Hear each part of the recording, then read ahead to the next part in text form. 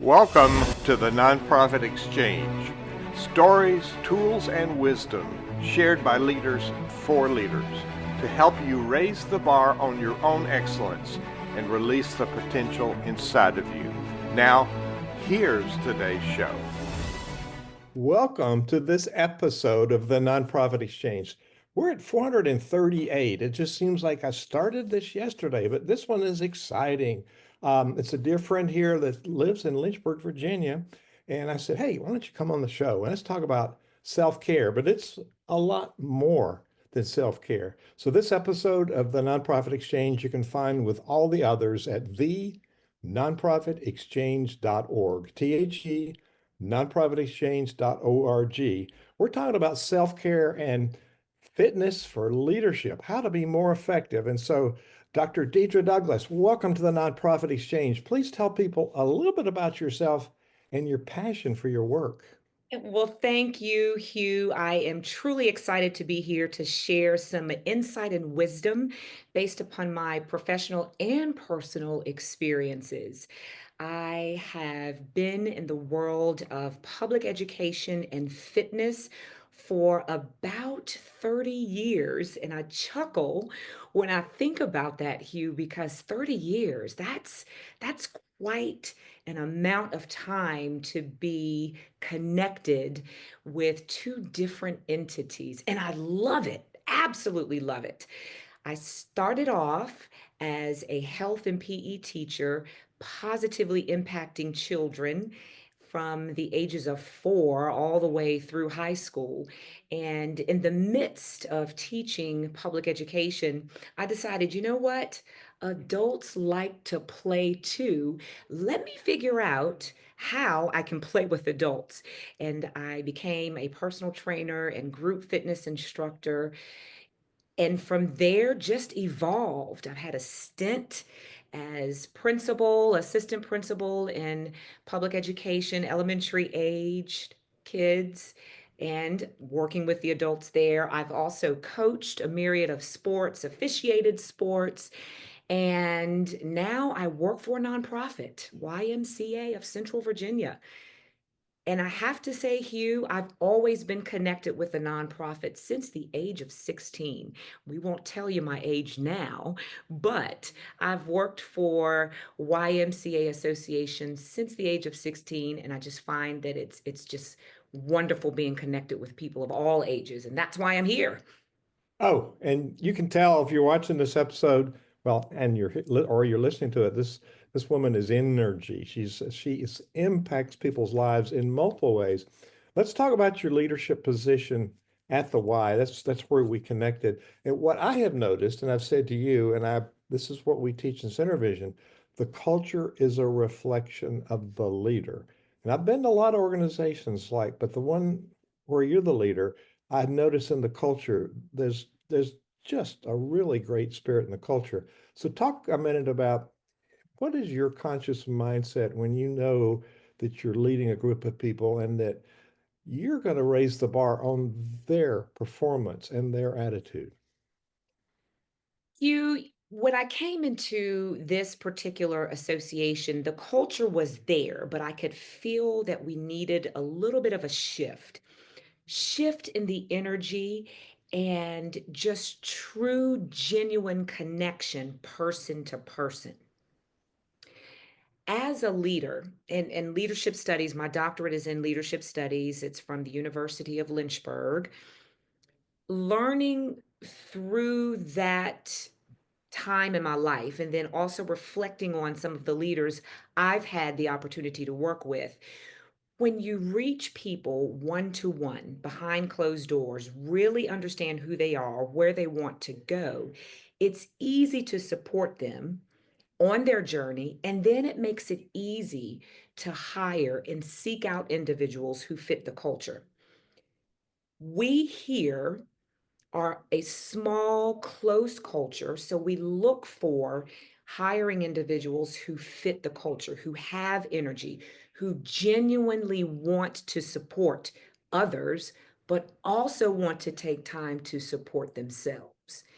And that's an important key. We have to know who we are in order to be able to be of service to others and to provide growth opportunities for others. And I saw that from the very first minute, and I go 3 times a week, and it's always consistent with that gracious, inviting attitude. And if people are having a bad day, we don't know it. We don't know it. They deal with it. They just show up. And I have a really good personal trainer there, and one of the choral conductors I'd studied with called choir rehearsal attitude adjustment. And I said, "This is my attitude adjustment. I feel better when I leave than when I came in." And so that does not happen by accident. So fundamentally, I see leadership as influence. And so I see the influence of what you're just talking about. Now I want to point out that for the attendees, a lot of these great sound bites, these great ideas are going by, and you may not catch them all. There will be a full transcript of this with all of these great things that she's telling us at thenonprofitexchange.org. Just look at self-care, leadership, and fitness. So let's go into that topic of leadership and fitness. It's under, I think, the umbrella self-care. Maybe you do. Okay. Why is it important for us to work on ourselves and our physical self? Okay, so we could go into a deep study about the brain, the chemicals, the hormones, all of those good things. And I see you chuckling there, we could. But it really comes down to serotonin levels, cortisol levels, understanding those, and then understanding oxytocin. So when we think about self care, we do things that release those feel good hormones so that we feel competent and confident about who we are and what we bring to the table when we work, and then we can share that easily with others. Now, the interesting thing about what you've mentioned, having a great trainer, working with someone, it's your attitude adjustment. Each trainer here that I work with, each group fitness instructor I work with, each wellness coach that I work with, we have a personal connection and we share and discuss ways to keep ourselves feeling good. Whether it is, hey, I need a day off, or hey, doc, can we sit down and talk? This is what's going on in my world. I want to work through this so that I have the energy that I need to work with the people.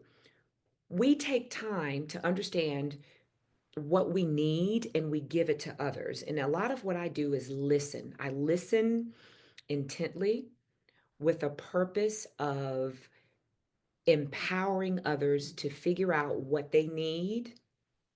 And in most instances, if there is something positive I can suggest, whether it is take a time out for yourself, or if it is related to eating balanced meals, eating enough, or hydrating enough, or sleeping enough, I take time to understand what they need and just offer tips.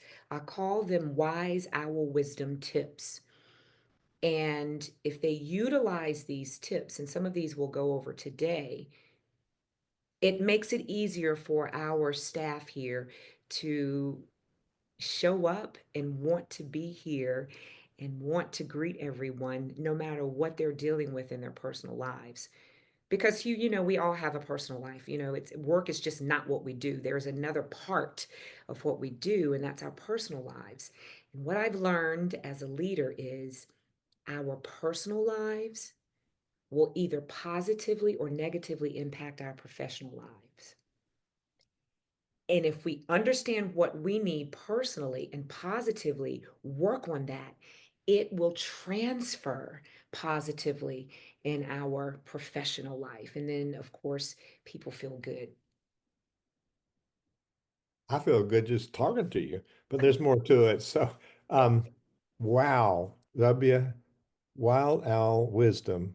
Wise our wisdom. Yes. That's a wow on its tips. So I want to hear more about that. I want to tag on to one thing about personal life. This is so important. The burnout rate with nonprofit leaders is crisis level, and Mhm. we don't set time for ourselves. We don't work on self-care.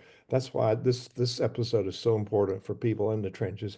It's not about the nuts and bolts or any organization. It's about you, equipping you to not burn out. So I like to read a daily epistle from Father Richard Rohr, who says how we do anything is how we do everything. And you just great example. Let's okay, you put the teaser out there. Let's talk about these wow tips. Yes, these wow tips, these are things that I have actually charted with my own personal growth, professional growth, and I actually do have a Facebook page that I'm working on, not Facebook, but actually YouTube channel that I'm working on, and it's called Wise Owl Wisdom, and it's taking these tips and sharing them with people.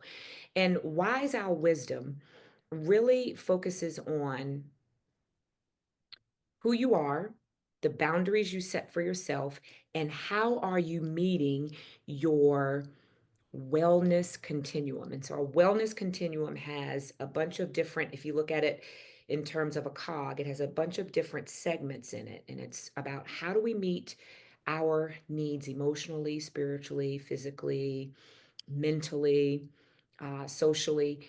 We have to balance all of these things. And nonprofit leaders sometimes become so laser sharp focused in one thing, which is serving people, that they forget that there are other aspects of the wellness continuum to focus on. So, Wise Our Wisdom helps people look at all of these and see where we are sitting. Some of us, if you look at it in the terms of a slice of pie, some of us only have maybe a third or a fourth of the pie, and we're missing the rest. So, with Wise Our Wisdom tips, we want to see how much time do you spend, or what percentage of time do you spend socially? How much of the time do you spend on your spiritual development? How much time do you spend on your mental development, your physical, your emotional, familial? We look at all of that. So, Wise Owl Wisdom says look at your wellness continuum, see if you're balanced, take time to eat, hydrate properly, work out, and then the other thing, sleep. Take time to sleep. Most leaders will sacrifice sleep and food, thinking it's going to positively impact the greater good. Some cases it does, but you just mentioned it. We burn out. So we have to step back, wise our wisdom, step back and look at those areas of your life and balance things out. We've heard about boundaries.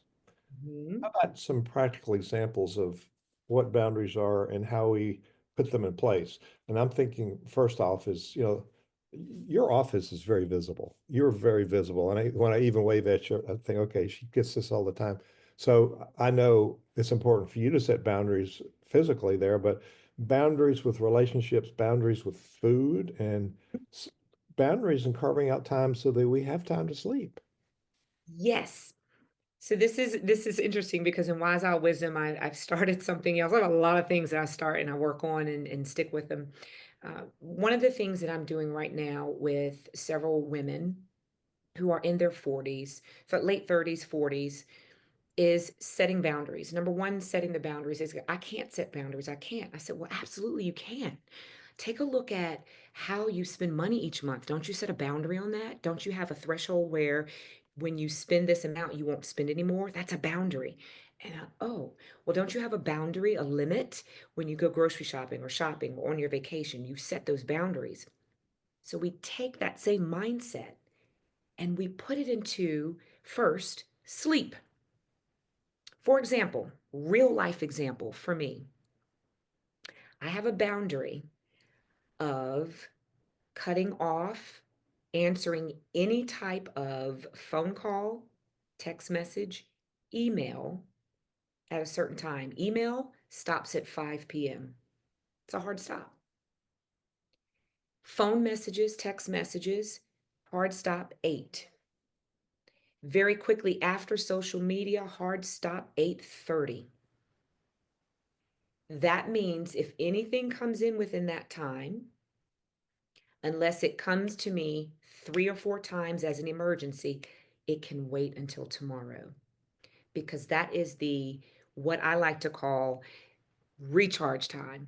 You know how we take our cell phones and we charge them up? Well, that's when I'm charging myself up. It's like unplug from everything, find quiet time to meditate, read, do whatever leisure I love to do, spend 30 to 45, maybe an hour, working on that, and then I go to bed. Morning routine starts for me, prayer. I'm always praying.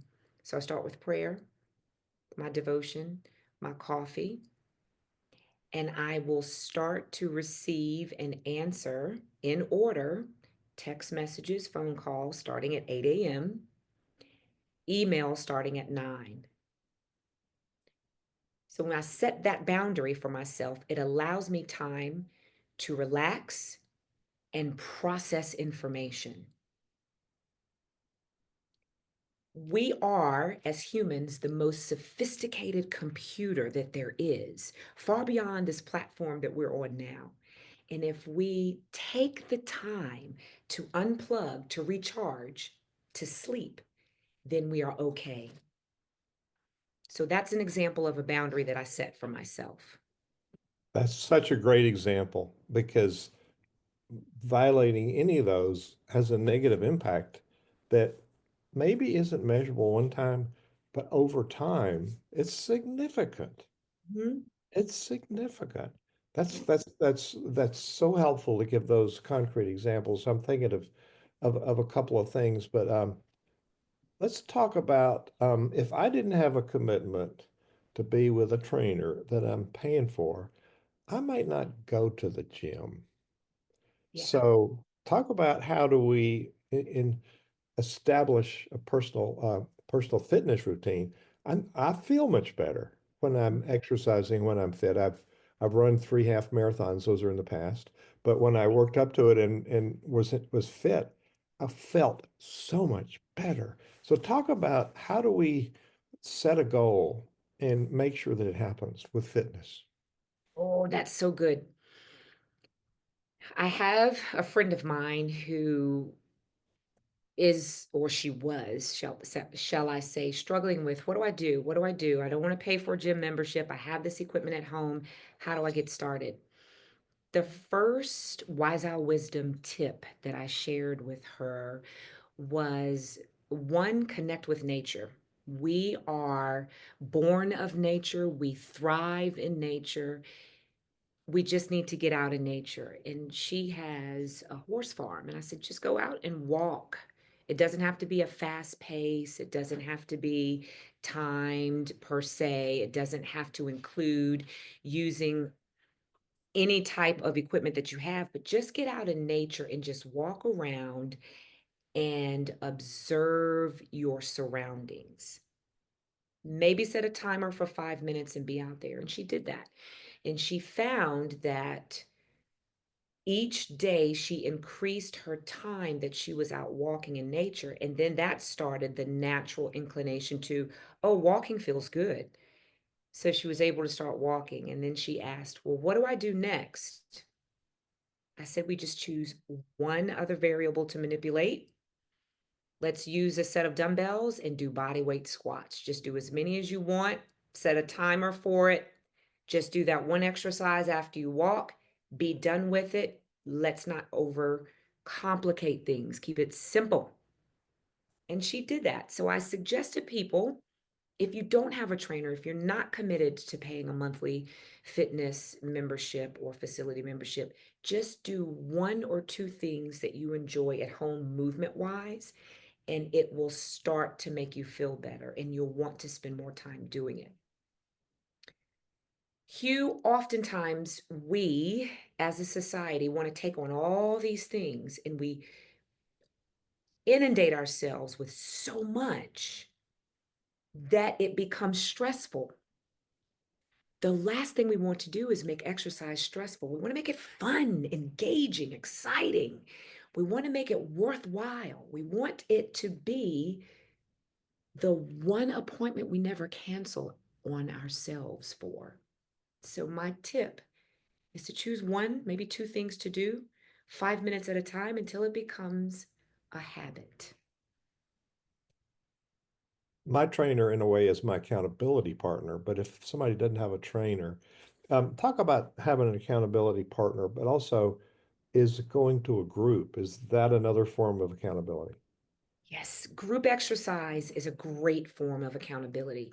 And even, in our social circles, in our family circles, we have people who crave the same thing, but sometimes they're just afraid to say it. So I always tell people just tell others what you're thinking of and ask.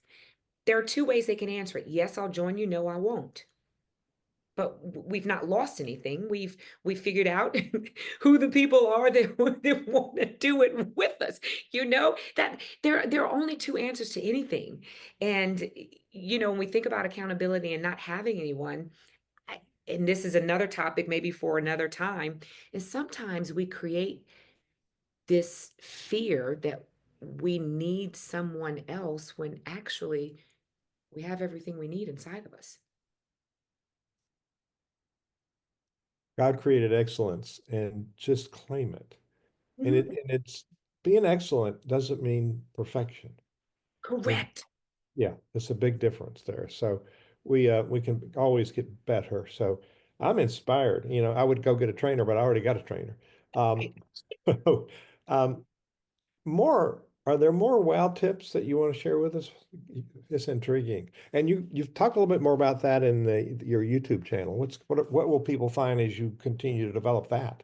Yes, yes, yes, yes. So the wise owl wisdom tips, the wow tips, what we will find, and it's behind the scenes. I think I have one video up now, is you'll find basically three different types of things for me. For fitness instructors who follow me globally, you'll find tips on how to be a better coach with certain activities that we teach and coach in different programs for Les Mills International. So that's one thing you'll find. The second thing that individuals will find will be ways to set those boundaries very simply. Tips on what does it mean to set good sleeping habits? What are those boundaries that we need? Boundaries such as, the amount of time that we spend working. Are we working too much and why? And the third thing we'll just find is just a creative outlet. So I'm a very creative person, and I am encouraging people who are maybe thinking, I don't know what I want to do with the rest of my life. I'm encouraging them to go back and explore some of their creative outlets that maybe they let go when they were in their 20s and 30s, and reintroduce yourself to those.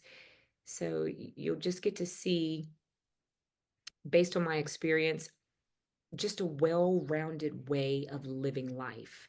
Just letting go of that fear, because I see that a lot with people. Even here where I work, people are afraid of the what ifs, and I'm like, but why not? Instead of what if, it's, well, why not do that? So we'll find that here in the future on that YouTube channel. Heard it right here. Instead of what if? Why not? Well, we've covered a lot of stuff in this interview. We're coming to the near end of it almost. Anything else that you want to share with us? And then I'll ask you to do a final challenge or a final tip for people before we end in a couple of minutes. But something else you'd like to get on the plate before you give the final tip? I would just like to say, each of us are leaders in our own right. We don't have to have the title of leader for any organization or any entity that we work with. We are our own leader. And if we understand that we are put on this earth to lead ourselves and to lead others, we can begin to experience the richness that life affords. And it doesn't have to be from a standpoint of money or lots of friends or lots of accolades. It's looking at the gifts and talents that we have and letting those come to the forefront. And that's going to help any leader in any entity positively influence themselves and others. That is a period. Dr. Deidre, it's been such an honor to be listening to you today. And I'm ready to go back, my in-between workouts to work out. So there's so many really good leadership tips here for everybody, no matter where you are. And we're all leaders. So thank you for that wisdom. And thank you for sharing your secrets and your wisdom and your experience so graciously with our audience today on the Nonprofit Exchange. You're quite welcome. Thank you. Thank you for watching the Nonprofit Exchange.